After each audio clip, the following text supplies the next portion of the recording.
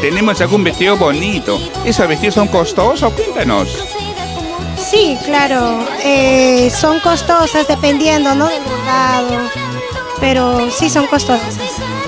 Mira tú, dime, Milei, ¿tú tienes fechas que organizas aniversarios? Cuéntanos, pues. Mira, ahorita estamos saliendo más que todo por contrato. Gracias a Dios hay contratitos y hemos estado por el norte, por el centro. Hace poco estuve en mi linda tierra de Huánuco. Yo soy de Huánuco, Churubambina. Mira tú. A todo esto, dime, ¿a qué parte del Perú ya viajaste con tu música?